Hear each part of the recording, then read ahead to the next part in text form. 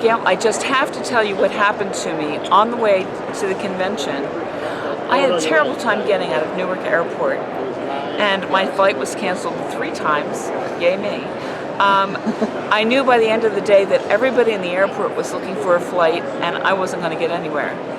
So we went to the ticket counter to get a ticket out of Allentown or Philadelphia, and the gal was so lovely, and she's clicking away on her keyboard and looking at the screen, clicking away, and we're talking about how we're late for a convention.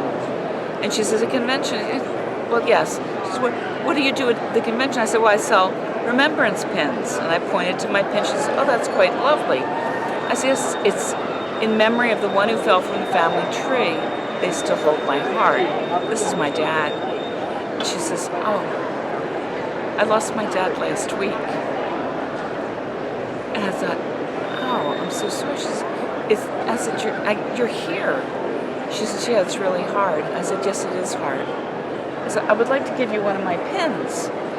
So I reached in my pocketbook, and I took a pin, and I put it next to her keyboard. And she's, oh, thank you so much. And she's typing away.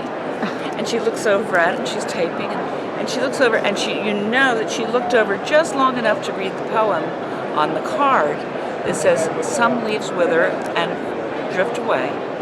Others rip off in a storm. This leaf rests upon my heart to keep your memory warm. She says, what are you trying to do to me? Do you have a tissue? And I reached in my pocketbook and I gave her a pack of tissues, and she pulled one out and they all came out. And I said, don't worry, they're all yours. And I said, I noticed that you have a lot of pins attached to your lanyard. Would it be okay if I put your dad on your lanyard? Yes. So we did. There we go. Oh, nice. Then we went to Philadelphia.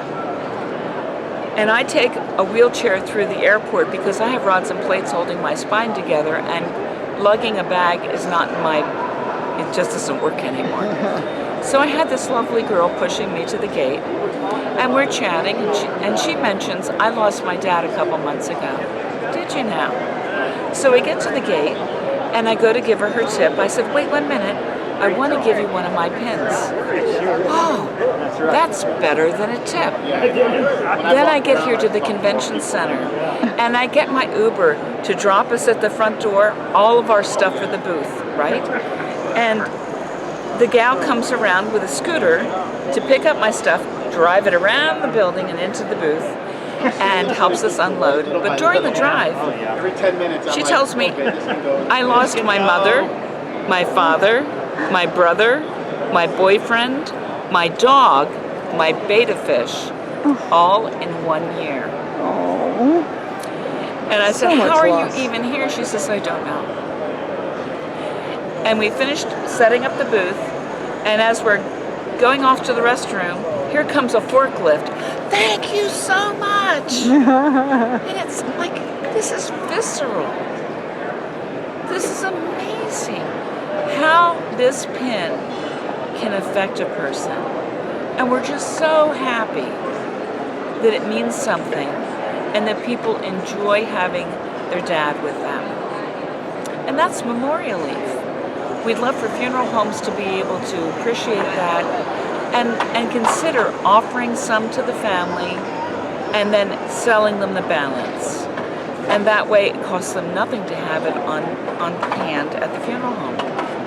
And there's doing a service to the family and helping to spread awareness that we're on a mission to bring people back to their joy. The joy is still in a grieving person. All we need to do is help them find it. And the joy is in the stories. And it begins by saying, what is that pin all about? And they get to talk about someone they love. Thanks so much for listening.